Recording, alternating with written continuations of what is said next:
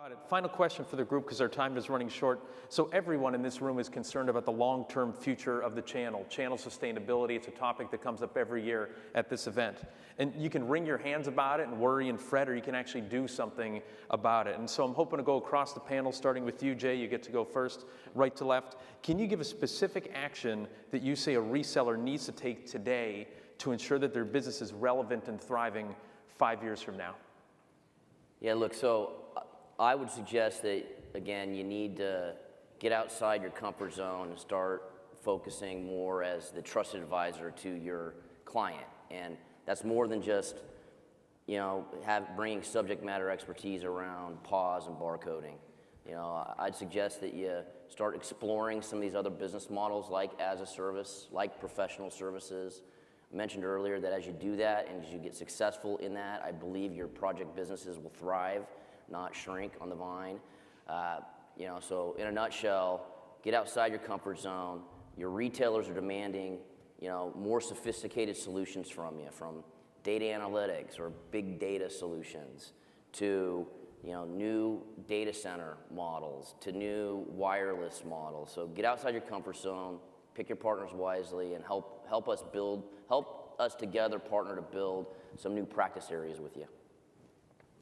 So I've probably been asked this question a couple times on this panel in prior years, and I've always answered it with the trusted advisor question. I think I'm starting to believe it's a little bit more to it, and it's around specialization. People are going to be able to buy technology and deliver it in many different ways. The question is, what's the real value you're going to have? So I think the trusted advisor notion is a table stakes in terms of staying sticky with your customer. You got to bring something to the party. So while what you bring may be different over time and exploring these different opportunities, I think you got to stand for something. And so I think each business here who serves a certain set of customers needs to really understand what value that they can bring. I think that being a trusted advisor, it's necessary, but it's beyond that. Arnie, your take? I completely agree with both comments. It is largely about trusted advisor, in my opinion, and I think that you have to get out of your comfort zone. What's really happening, and I'll keep beating this drum, it's going to happen. It's as a service, and whether we all bring that in ourselves or whether we have to compete against it, it's going to happen.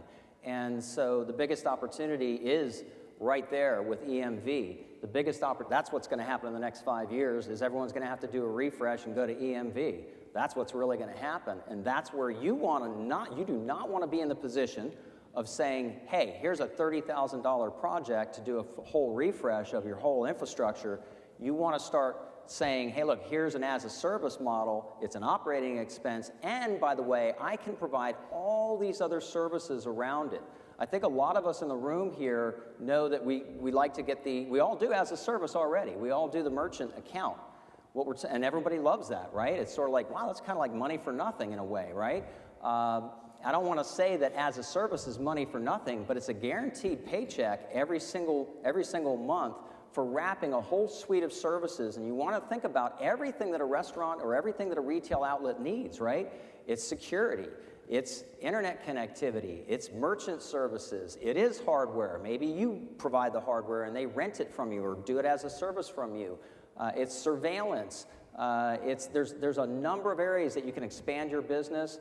That is what what we see as the modern retail shop. That's what it's going to expect. That's what it's going to be offered by others. And that's why we need to all move our business model in that direction. Steve, what action would you recommend a reseller take?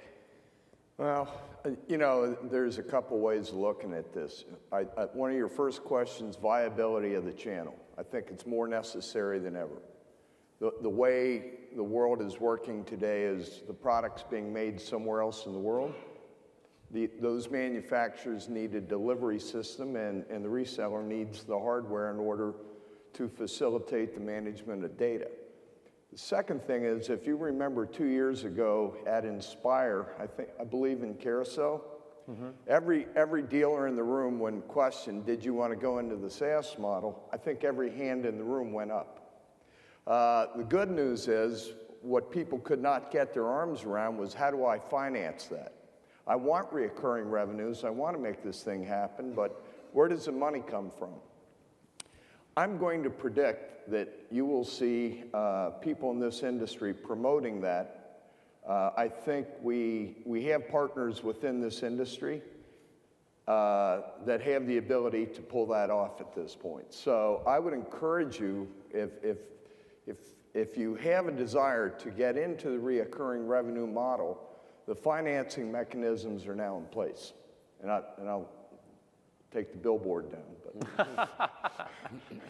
Thank you. Yeah, I remember at that Inspire event it was, you're going to finance it for me, right? No, I thought you were going to finance it for me.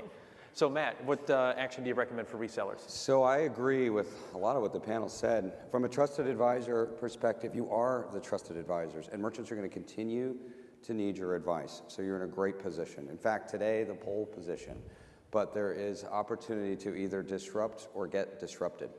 So I think from a 5-year perspective, I'd say plan 5 years. Ray was right in recommending focus, because the solutions are getting more complex and there's more out there. So you've got to choose what to offer, get behind it, and become a master of it for your merchants, because that advisor status is critical. I think from an as-a-service perspective, we've been talking about this for several years, and there still remain some big challenges. So financing is one. How do you take a VAR who's used to project sales and start giving stuff away for free? Or monetizing it in a way you get income ongoing. I really like the point that you made around long-term revenue providing an exit or a way to add more value to your business as you're thinking about an exit strategy. Be that in 5 years or 10 years, that's really critical. So I guess what I'd leave you with is challenge the value chain to help you, because it's not just software, it's software and hardware, and partners can provide recurring revenue, and partners can provide you a way to get started and accelerate you vis-a-vis financing. And the solutions aren't set to make it easy for you today. We're all here to help as a leadership entity and challenge us to make it easier for you. Great. John? So I would agree with what's been said. I would add, though, invest in your sales teams. And we've recognized since I've been doing this, and even before that the industry's aging. And the average age of a salesperson or an owner or whatever you want to talk about, and the average demographic is not contemporary. And I think that as an industry, and as business owners, you either make that decision or you put it off. And sooner or later, it will come to haunt you, because selling software, selling services, doing the things that have been talked about is totally different than hawking hardware and installing a standalone system. And we've made investments in this regard. We're trying to do what we can and do our part. But I think every business owner has that responsibility to think 10, 15 years into the future and think about, well, all my salespeople are going to be retired. Who's going to be selling this stuff? And people coming out of college today learn things totally differently. It's not just that they grew up with the internet, but today, the 22-year-old has the power of the internet in their hand. They don't actually know anything. They can find everything they need to find immediately. And that's totally different than how we learned with encyclopedias 25 years ago. And I just encourage you all to make those investments now and think really hard about, what do you want the shape of your sales team to look like in 10 years? Mike, what action would you recommend to resellers? Well, it's an amazing time that we're getting ready to enter. This is going to transform some of the resellers and vendors and distributors as we go through this change over the next 5 years. And so thinking about how we're going to transform and who's going to participate and who are the winners, I think it's clear that you've got to invest in change management at your company. It's something that we've been doing for the last couple of years. You've got to get ready for this transformation. That also means getting maybe a different set or caliber of employees. In some cases, it's replacing yourself. In some cases, it's making sure that you have now an advisory board, if you're a reseller, and bring some more people in to give you some advice, because this is an amazing time. Think of all the topics we've talked about, EMV, hardware as a service, all the things that are possibilities and opportunities. Someone else can do it. Someone else can replace your business if you don't get ready for it now. And so I would encourage everyone here to go out and make some very strategic hires over the next couple of years, because right now, and I hear this a lot, it's hard to find salespeople for this industry. A lot of the young talent that's coming out of college, they're not familiar with this industry. It's not the IT industry to them. It's a niche industry. And so we have to market ourselves as an industry better to attract that talent. But attracting talent, I think, is one of the key things we can do to get ready for the next 5 years. Thank you. So a lot of information to digest, a lot of potential actions to take, but here's the great news. We've got the RSPA community to rely on. You've got your fellow resellers, your software developers. Right around lunchtime, the show floor is going to open up, and as you can see, everybody here, their company is willing to help, and they've invested a lot in providing help to their reseller network. So that's what's on tap today, and it's just up to you to make sure you go and make that happen and learn as much as you can so you can be in the generation that knows and discovers and find things out. So finally, before we go, just want to say thank you very much for your attendance today and participation. You are really what makes the RSPA and the Retail IT channel great. And how about finally a big round of applause for our leadership panelists today.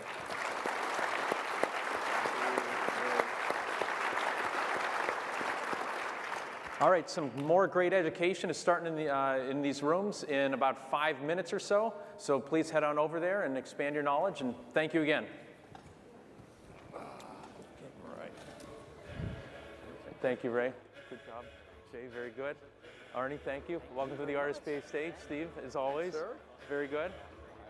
Matt, very good. Thank you. Very good. Nice job. John, very good. Thank you. You too, Mike. Thank you, guys.